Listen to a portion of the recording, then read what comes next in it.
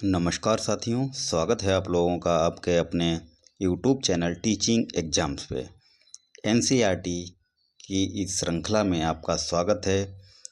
हम लोग जीएस के क्वेश्चंस को कवर कर रहे हैं एनसीईआरटी की बुक से। तो जीएस में आज जो हमारा ये क्लास होने वाला है, संविधान से होने वाला है। संविधान के जितने भी क्वेश्चंस बन सकते हैं वो आपको इस क्लास में देखने को मिलेंगे। तो जैसा कि आपको अगर पिछली वीडियो अगर आपने देखी है तो आपको पता है हम लोग लगातार कंटिन्यू बीपीएससी टीआरई 4.0 के लिए जीएस के क्वेश्चंस को लेकर आ रहे हैं, साथ ही प्रैक्टिस क्लास भी करा रहे हैं। तो ये इम्पोर्टेंट क्लास होने वाली है उन लोगों के लिए जो बीपीएससी 4.0 की तैयारी कर रहे हैं। सारे क्वेश्चंस एनसीईआरटी बेस्ड होने वाले हैं। तो चलिए स्टार्ट करते हैं साथियों आज की अपनी इस क्लास को। आशा करते हैं आप लोग स्वस्थ होंगे, मस्त होंगे और अच्छे से पढ़ाई कर रहे होंगे। बिना किसी देरी के क्लास को स्टार्ट करते हैं। भारतीय संविधान की विशेषताएं यानी कि फीचर्स ऑफ इंडियन कॉन्स्टिट्यूशन। पहला क्वेश्चन देखते हैं। संविधान में हमारे राष्ट्र का उल्लेख किन नामों से किया गया है? तो किन किन नामों से राष्ट्र का उल्लेख किया गया है? इंडिया, दैट इज भारत, अर्थात इंडिया एंड भारत, भारत या इंडिया। ठीक है। नेक्स्ट क्वेश्चन जो बनता है, भारतीय संविधान में किस प्रकार की शासन प्रणाली की व्यवस्था की गई है? किस प्रकार की शासन प्रणाली की व्यवस्था की गई है? संसदात्मक प्रणाली की। ठीक है, इम्पोर्टेंट क्वेश्चन है और इम्पोर्टेंट टॉपिक भी है। संसदात्मक शासन व्यवस्था में विधायिका का कार्यपालिका पर नियंत्रण होता है। किसका होता है? विधायिका का नियंत्रण होता है कार्यपालिका पे। नेक्स्ट क्वेश्चन जो बनता है, अध्यक्षतात्मक शासन प्रणाली का आधारभूत तत्व क्या है? तो एकल कार्यपालिका। नेक्स्ट जो क्वेश्चन बनता है, भारत की संसदीय शासन प्रणाली एवं ब्रिटेन की संसदीय शासन प्रणाली के मध्य अंतर का मुख्य बिंदु कौन सा है? तो न्यायिक समीक्षा। मुख्य बिंदु क्या है? न्यायिक समीक्षा। कहाँ कहाँ पे? भारतीय संसद प्रणाली में और ब्रिटेन की। मुख्य अंतर क्या है? न्यायिक समीक्षा का।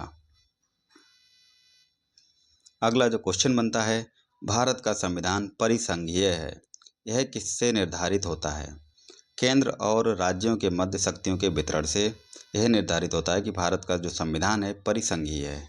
ये इम्पोर्टेंट है, पूछा भी जाता है। तो भारतीय संविधान के मूल्य कौन कौन से हैं?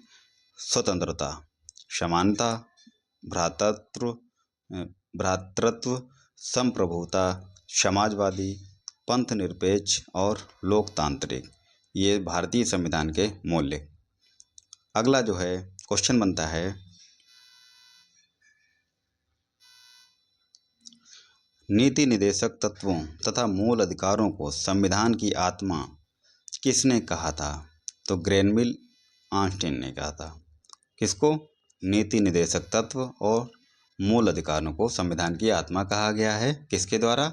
ग्रेनविल ऑस्टिन के द्वारा। इंपॉर्टेंट क्वेश्चन है ये।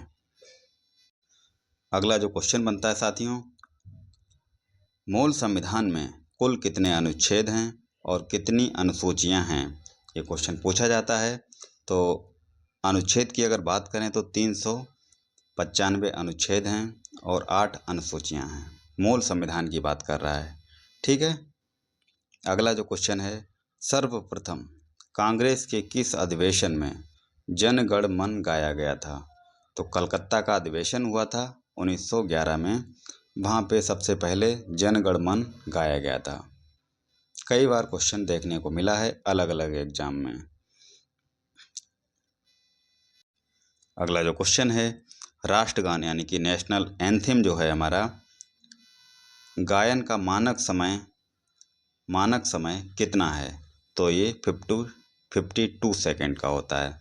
यानी कि हमारा जो राष्ट्रगान है कितने समय में गाया जाता है? 52 सेकंड में। अगला है, भारतीय संविधान की जटिलता के कारण इसे वकीलों का स्वर्ग कहा जाता है। ये इम्पोर्टेंट फैक्ट भी है, इसको याद रखना है, आगे क्वेश्चन में देखने को आपको मिलेगा। अगला जो क्वेश्चन बनता है, भारतीय संविधान अधिक कठोर तथा अधिक लचीले के मध्य एक अच्छा संतुलन स्थापित करता है, यह कथन किसका है? तो केसी व्हीयर का है। इन्होंने क्या कहा? भारतीय संविधान जो है अधिक कठोर तथा अधिक लचीले के मध्य एक अच्छा संतुलन स्थापित करता है, तो केसी व्हीयर का ये कथन है, याद रखना है। अगला जो क्वेश्चन बनता है, भारतीय संविधान के वृहद होने का क्या कारण है? संघ तथा राज्यों का एकल संविधान, ये इसका मुख्य कारण है। अगला जो फैक्ट है साथियों, भारतीय संविधान अंशतः कठोर और अंशतः लचीला है, यानी कि थोड़ा कठोर है और थोड़ा लचीला है।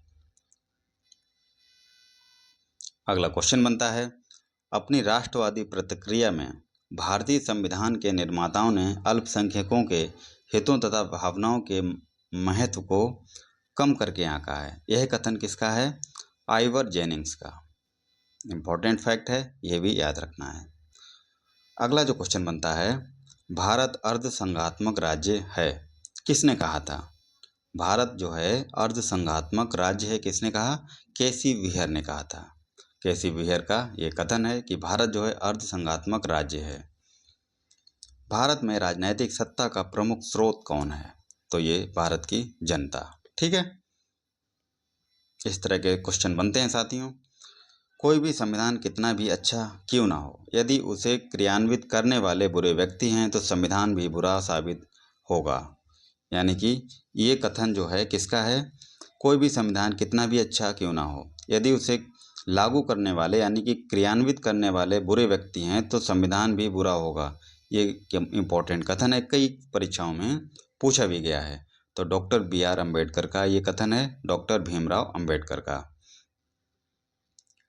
अगला क्वेश्चन बनता है, संविधान को संघात्मक के तंग ढांचे में नहीं ढाला जा सकता, तो ये कथन किसका है? डॉक्टर भीमराव अम्बेडकर का। अगला क्वेश्चन है साथियों, भारत की स्वतंत्रता के बाद भारतीय राष्ट्रीय कांग्रेस को एक राजनीतिक दल के रूप में भंग कर दिया जाना चाहिए, यह सुझाव किसने दिया था? ये महात्मा गांधी का सुझाव था कि भारतीय राष्ट्रीय कांग्रेस को एक राजनीतिक दल के रूप में भंग कर दिया जाना चाहिए था। ये महात्मा गांधी ने सुझाव दिया था भारतीय राष्ट्रीय कांग्रेस के लिए। अगला है, भारतीय संघवाद को सहकारी संघवाद यानी कोऑपरेटिव फेडरेशन किसने कहा था? तो G. ऑस्टिन ने कहा था। ठीक है, अगला क्वेश्चन है, अध्यक्षात्मक शासन प्रणाली में कार्यपालिका की समस्त शक्तियां किसमें निहित होती हैं? तो राष्ट्रपति में होती हैं। ठीक है, अगला जो फैक्ट है साथियों, मौलाना अबुल कलाम आज़ाद ने संविधान सभा में वयस्क मताधिकार को 15 वर्ष के लिए स्थगित की बात की थी, किसने की थी? मौलाना अबुल कलाम आज़ाद ने। अगला क्वेश्चन है, भारत का राष्ट्रीय पशु यानी कि नेशनल एनिमल कौन सा है? तो बाघ। अगला है, भारत का राष्ट्रीय पुष्प यानी कि नेशनल फ्लावर की बात करें तो कमल हो जाएगा। वहीं भारत का राष्ट्रीय पक्षी की अगर बात करें तो मोर हो जाएगा। भारत के राष्ट्रीय ध्वज इंडियन नेशनल फ्लैग के चक्र में कितनी तीलियां होती हैं? तो ये 24 होती हैं। ठीक है, ये इम्पोर्टेंट है। चलते हैं अगले क्वेश्चन की तरफ। अब जो क्वेश्चन साथियों हैं हमारी उद्देशिका से होने वाले हैं। उद्देशिका को प्रिएम्बल भी बोलते हैं, प्रस्तावना भी बोलते हैं। प्रस्तावना, ठीक है, यहाँ से बहुत सारे क्वेश्चन आपको देखने को मिलने वाले हैं और मिलते भी हैं। तो देखते हैं उद्देशिका यानी कि प्रस्तावना। ठीक है, एक एक इसका शब्द जो है इम्पोर्टेंट होने वाला है, ध्यान से पढ़िएगा। हम भारत के लोग भारत को एक संपूर्ण प्रभुत्व संपन्न समाजवादी पंथनिरपेक्ष लोकतंत्रात्मक गणराज्य बनाने के लिए तथा उसके समस्त नागरिकों को सामाजिक आर्थिक राजनीतिक न्याय विचार अभिव्यक्ति विश्वास धर्म और उपासना की स्वतंत्रता प्रतिष्ठा और अवसर की समता प्राप्त कराने के लिए तथा उन सब में व्यक्ति की गरिमा और राष्ट्र की एकता और अखंडता को सुनिश्चित करने वाली बंधुता बढ़ाने के लिए दृढ़ संकल्प होकर अपनी इस संविधान सभा में आज तारीख 26 नवंबर 1949 को एतत् द्वारा इस संविधान को अंगीकृत, अधिनियमित और आत्मार्पित करते हैं। यानी कि भारतीय संविधान जो है 26 नवंबर 1949 को आत्मार्पित किया गया था। यहाँ से क्वेश्चन बनते हैं, वो देखते हैं। संविधान सभा में उद्देश्य प्रस्ताव कब प्रस्तुत किया गया था? तो 13 दिसंबर 1946 को। ठीक है। भारतीय संविधान का कौन सा भाग भारत को एक धर्मनिरपेक्ष राज्य के रूप में वर्णित करता है? संविधान की प्रस्तावना। अगला जो क्वेश्चन बनता है साथियों, यहाँ से बनता है, ये फैक्ट है, इम्पोर्टेंट है। भारतीय संविधान की प्रस्तावना में भारत को एक सार्वभौम समाजवादी धर्मनिरपेक्ष की जगह पे पंथ निरपेक्ष होना चाहिए। पंथ निरपेक्ष, प्रजातांत्रिक गणतंत्र के रूप में घोषित किया गया है। ठीक है, ये याद रखना है।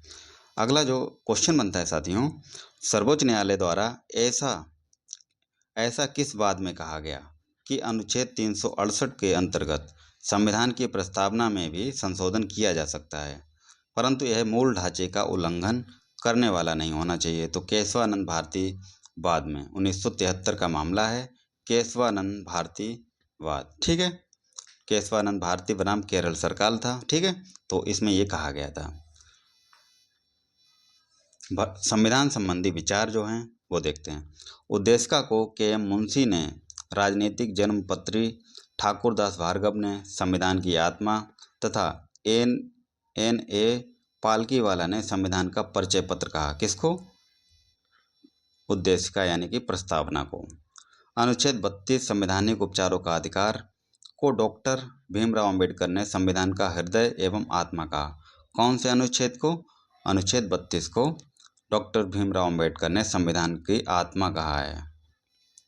अगला जो क्वेश्चन बनता है, भारत एक गणतंत्र यानी कि रिपब्लिक है, इसका क्या अर्थ है? भारत के वंशानुगत शासन नहीं है। ठीक, यानी कि गणतंत्र है। अब जो क्वेश्चन बनते हैं साथियों वो देखते हैं। भारत के संदर्भ में धर्मनिरपेक्ष शब्द का सही भाव क्या है? भारत में राज्य का कोई धर्म नहीं है। ठीक है। उद्देशिका में सम्मिलित सामाजिक, आर्थिक एवं राजनीतिक न्याय के तत्व किससे संबंधित हैं? तो 1917 की रूसी क्रांति से ये संबंधित हैं। ठीक है, इंपॉर्टेंट है, याद रखना है। अगला जो पॉइंट है, उच्चतम न्यायालय ने किस बात में यह धारणा प्रस्तुत की कि उद्देशिका संविधान का अभिन्न अंग है? तो ये जो है S.R. बोमई बनाम union Indian of India, S.R. Bommai बनाम यूनियन ऑफ इंडिया। ठीक है, इंपॉर्टेंट है, ये भी याद रखना है। अगला जो है, सभी व्यक्ति पूर्णता और समान रूप से मानव हैं, यह सिद्धांत जाना जाता है सार्वभौमिकता का सिद्धांत। ठीक है। अगला जो है, भारत में लौकिक सार्वभौमिकता है क्योंकि संविधान की प्रस्तावना आरंभ होती है। कहाँ से होती है? हम भारत के लोग, be the people of India शब्दों से, इस वजह से लौकिक सार्वभौमिक कहा जाता है। अगला जो है, लोक कल्याण शब्द भारत के संविधान की उद्देशिका में नहीं है, बल्कि यह राज्य की नीति निदेशक तत्व का भाग है। अगला देखते हैं, किस संशोधन के द्वारा भारतीय संविधान की उद्देशिका में संशोधन किया गया था? तो 42वां संविधान संशोधन के द्वारा। अगला है, भारतीय संविधान की प्रस्तावना में जिन आदर्शों एवं उद्देश्यों की रूपरेखा दी गई उनका विस्तार कहाँ है? मूल अधिकारों, राज्य के नीति निर्देशक सिद्धांतों एवं मौलिक कर्तव्यों के अध्याय में उनका विस्तार दिया गया है। अगला है, राज्य का सबसे महत्वपूर्ण तत्व क्या है? तो संप्रभुता।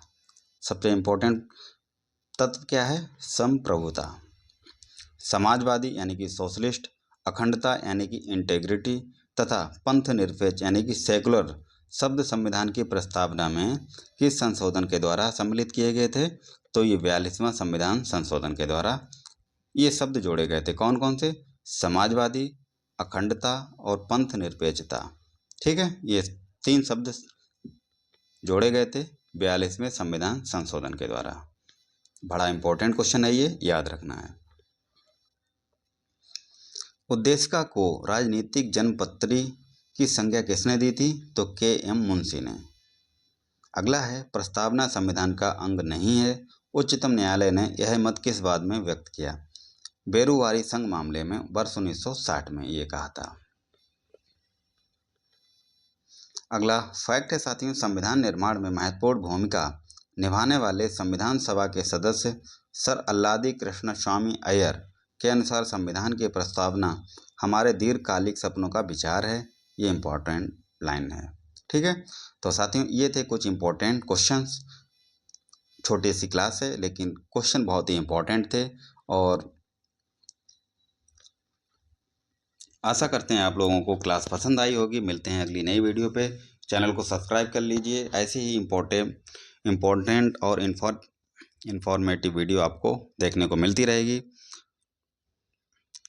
मिलते हैं अगली नई वीडियो पे, तब तक के लिए धन्यवाद। जय हिंद, वंदे मातरम।